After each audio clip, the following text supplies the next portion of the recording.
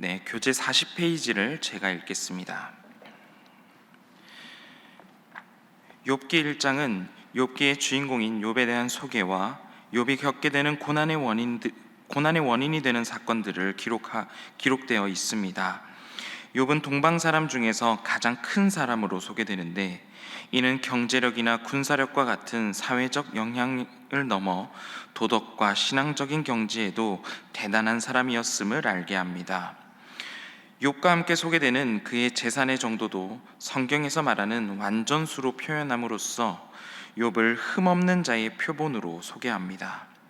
욥기 1장에서는 이러한 욥조차 고난당하는 모습을 보임으로써 고난의 문제가 근본적으로 하나님의 소관에 있음을 알게 하여 고난에 대해 지혜의 자리로 우리를 초대하고 있습니다. 우리 지난주까지는 잠언을 읽었습니다. 그리고 잠언을 마치고 오늘부터 해서 욥기의 말씀을 함께 읽고 나누게 됩니다. 잠언의 말씀은 우리가 어떻게 하면 우리 인생을 하나님을 경외하면서 하나님의 뜻 안에 행복하게 살아갈 수 있을지에 대한 지혜의 말씀들을 나눴다면, 오늘부터 함께 읽게 될 욥기의 말씀은 우리 인생과 삶에서 경험하게 되는 고난의 문제, 고통에 대한 문제를 다루고 있습니다. 다시 말해서 욥기는 우리가 살아가면서 경험할 수밖에 없는, 그리고 신앙적으로 고민할 수밖에 없는 고난에 대한 욥의 치열한 고민을 담고 있고, 그리고 그 가운데 말씀하시는 하나님의 음성을 담고 있는 이야기입니다. 앞으로 진행되는 욥기의 여정 속에서 우리의 모든 신앙적인 고민에 응답하시는 하나님을 만나고 우리의 신앙이 더욱더 성숙해져가는 시간이 되시기를 축복합니다. 그럼 오늘 1장부터 한번 시작해 보겠습니다. 욥기 1장을 보시면 처음은 욥이 어떤 사람인지에 대해서 우리에게 소개해 주고 있습니다. 1절에 보시면 우스 땅에 사는 욥이란 사람, 그리고 그는 온전하고 정직한 성품을 가진 사람이라 소개하고 있습니다. 그리고 욥은 하나님을 잘 믿는 사람이었는데, 하나님께서 보시기에 단 하나의 흠잡을 데가 없는, 신앙적으로도 아주 훌륭한 사람이었다라고 우리에게 소개하고 있습니다. 자녀들은 아들이 7, 딸이 3명, 총 10명의 자녀를 두고 있었습니다. 그리고 말씀을 잘 읽어보면 형제 자매들 간에 우애도 아주 좋았던 것을 볼 수 있습니다. 4절 말씀을 보면 자녀들이 각각 생일마다 그 자녀 자신의 집에 초청을 하면 모두가 함께 모여서 잔치를 누렸던 장면을 보여주고 있습니다. 그리고 욥은 가진 재산, 소유물도 많았고 종들도 많았습니다. 한마디로 쉽게 이야기해서 아주 큰 부자였습니다. 성품, 신앙, 자녀들, 그리고 소유물, 재산까지도 뭐 하나 부족한 적 없는 온전한 사람이 욥이다라고 우리에게 소개를 하고 있는 것입니다. 그런데 그 무엇보다 욥이 온전한 사람이 될 수 있는 중요한 점이 한 가지 있습니다. 바로 5절 말씀인데요, 우리 5절 말씀 함께 한번 읽어보도록 하겠습니다. 다 같이 시작. 그들이 차례대로 잔치를 끝내면 욥이 그들을 불러다가 성결하게 하되 아침에 일어나서 그들의 명수대로 번제를 드렸으니, 이는 욥이 말하기를 혹시 내 아들들이 죄를 범하여 마음으로 하나님을 욕되게 하였을까 함이라. 욥의 행위가 항상 이러하였더라. 아멘. 5절 말씀을 잘 살펴보면 욥은 자녀들이 하나님 앞에서 작은 죄도 범하지 않도록, 그리고 혹시 자녀들이 그 마음속으로도 실수하는 일이 없도록 철저하게 자녀들을 신앙적으로 교육했다는 것을 알 수가 있습니다.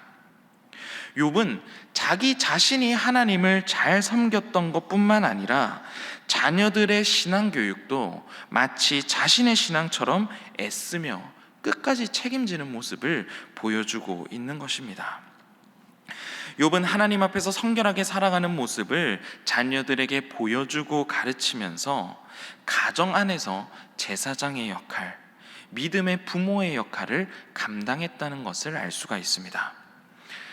폴 트립이 쓴 완벽한 부모는 없다라는 책에 보면 이런 말이 있습니다. 하나님께서 자녀를 부모에게 허락하신 가장 중요한 이유는 그들이 하나님을 알도록 하기 위함이다. 하나님께서 자녀를 부모에게 허락하신 가장 중요한 이유는 우리의 자녀들이 하나님을 알도록 하기 위함이다라는 것입니다. 이것이 부모의 역할이고 책임입니다. 그리고 오늘 말씀에 나오는 욥이 그런 사람이었습니다. 하나님께 온전하다 칭찬을 받은 여러 이유들 중에서 바로 자녀들이 하나님을 알도록 하기 위해 항상 애썼다. 자녀들이 하나님 앞에 거룩하고 성결한 자녀가 되기 위해 항상 힘쓰고 애썼다라는 사실입니다. 그리고 욥뿐만이 아니라 오늘날을 살아가는 우리에게도 동일하게 하시는 하나님의 말씀입니다. 우리 자녀들이 신앙적으로 하나님 앞에 바로 설 수 있도록 우리가 지도해야 합니다.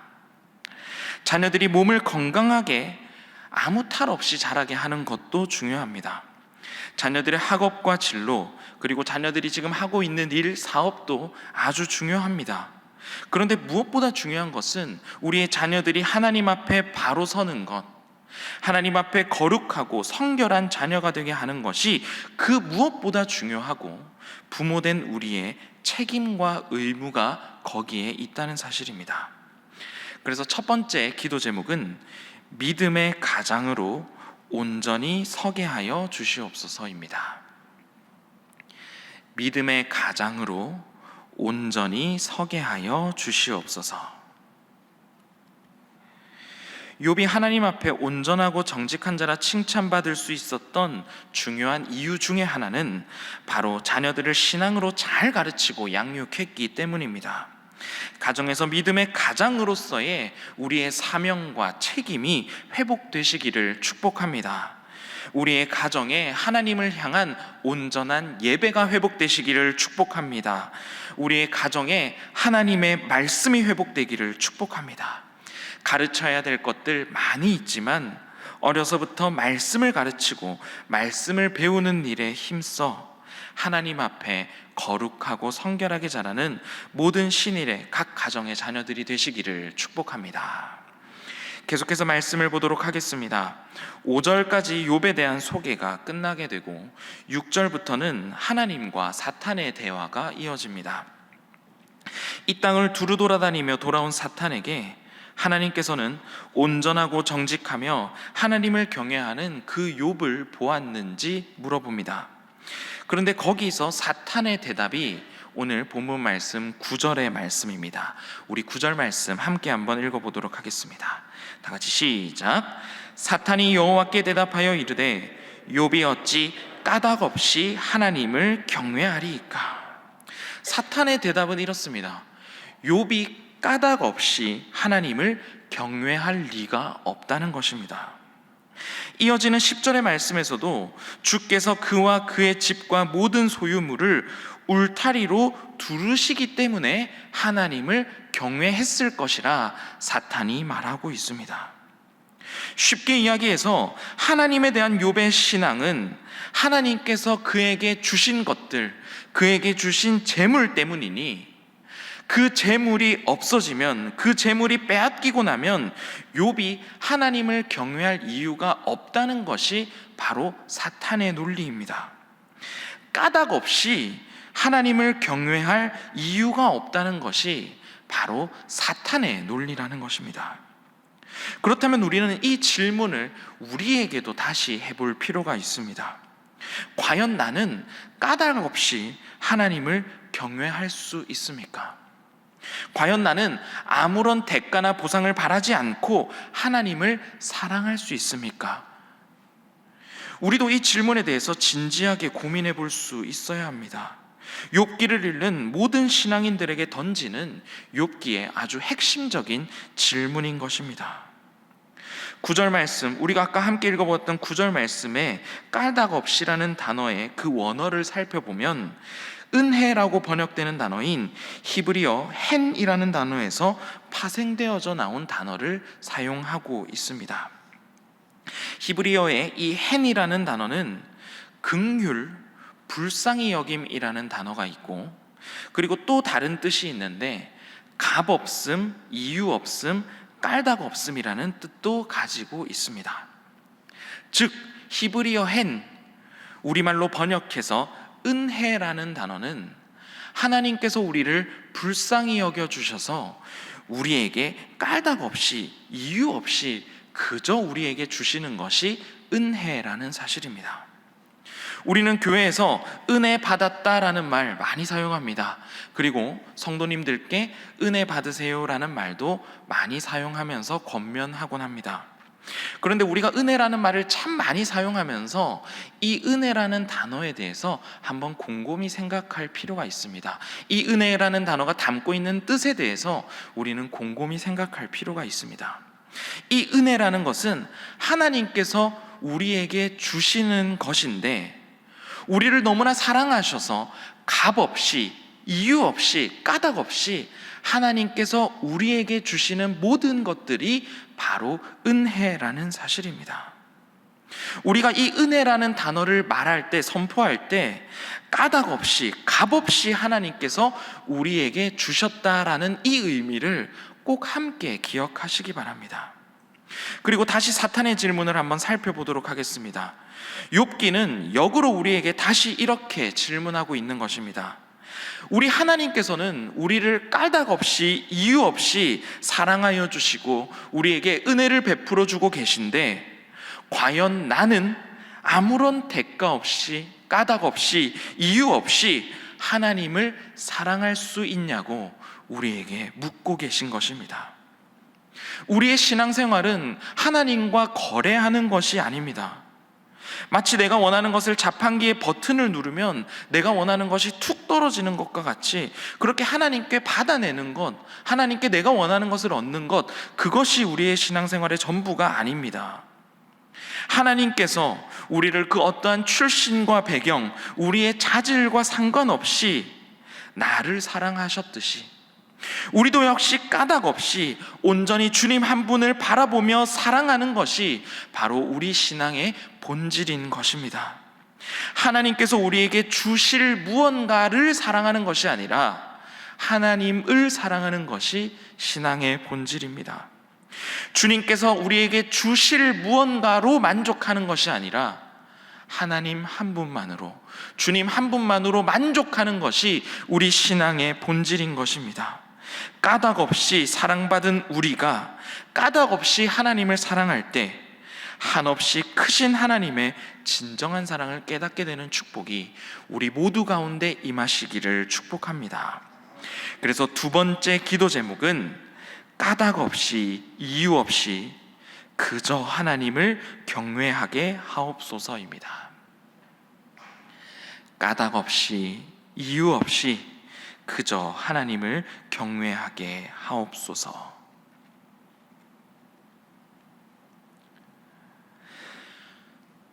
사탄의 도발에 하나님께서는 사탄에게 욥의 소유물, 욥이 가진 모든 것을 칠 것을 허락하십니다. 그리고 뒤에 이어서 1장의 마지막 부분에는 욥이 가진 모든 것들을 잃는 장면을 보여줍니다. 후반부를 읽어보시면 가장 반복되어 사용되는 문장이 그가 아직 말하는 동안에 라는 문장입니다. 순식간이면서 연속적으로 마치 도미노가 쓰러지는 것처럼 욥을 둘러싸고 있는 모든 것들이 무너져 버립니다. 그가 가지고 있는 재산들, 자녀들까지 모두 잃어버리게 된 것입니다. 욥은 그가 가진 재산들을 통해서 많은 사람들에게 부자로 비춰졌지만 재산이라는 울타리가 사라지게 되었습니다. 신앙과 우애가 좋은 자녀들을 통해서 존경받는 아버지로서 주변에 비춰졌지만 자녀라는 울타리가 사라져버리게 됩니다. 내일 2장을 읽게 되겠지만 건강이라는 울타리 또한 사라지게 됩니다. 자신을 둘러싸고 있는 모든 울타리가 사라지고 욥 정말 그 자신 하나만 남게 됩니다. 나 홀로만 남았을 때, 그리고 내가 이해할 수 없는 고난이 찾아왔을 때 욥이 가장 먼저 했던 행동 20절 말씀입니다. 우리 20절 말씀 함께 한번 마지막으로 읽어보도록 하겠습니다. 다 같이 시작. 욥이 일어나 겉옷을 찢고 머리털을 밀고 땅에 엎드려 예배하며. 아멘. 욥은 고난이 찾아올 때, 고난 속에 있을 때 가장 먼저 했던 행동은 하나님을 찾고 예배하는 일이었습니다. 그래서 세 번째 기도 제목은 이것입니다. 고난 속에서 하나님을 찾고 예배하게 하소서. 고난 속에서 하나님을 찾고 예배하게 하소서. 우리는 살아가면서 고난의 때를 피할 수 없습니다. 단 하나의 고난과 고통 없이 살아갈 수 있는 사람은 없습니다. 반드시 마주할 수밖에 없는 그 고난 앞에서, 고통의 문제 앞에서 우리가 해야 될 일은 하나님을 원망하고 불평하는 것이 아니라 오늘의 말씀에 나오는 욥처럼 하나님을 찾고 예배할 수 있어야 됩니다. 고난의 때일수록 우리의 믿음은 흔들리지 않고 하나님을 찾고 예배해야 하는 것입니다. 하나님을 찾고 예배하는 가운데 고난의 때에 더 깊어지는 믿음, 더 성숙하는 신앙을 가지는 모든 신일의 성도가 되시기를 축복합니다. 우리 시간에는 오늘 함께 나눴던 세 가지의 기도 제목을 놓고 함께 기도하도록 하겠습니다. 첫 번째 기도 제목은 믿음의 가장으로 온전히 서게 하여 주시옵소서. 그리고 두 번째 기도 제목은 까닭 없이 하나님을 경외하게 하옵소서. 세 번째 기도 제목은 고난 속에서 하나님을 찾고 예배하게 하소서입니다.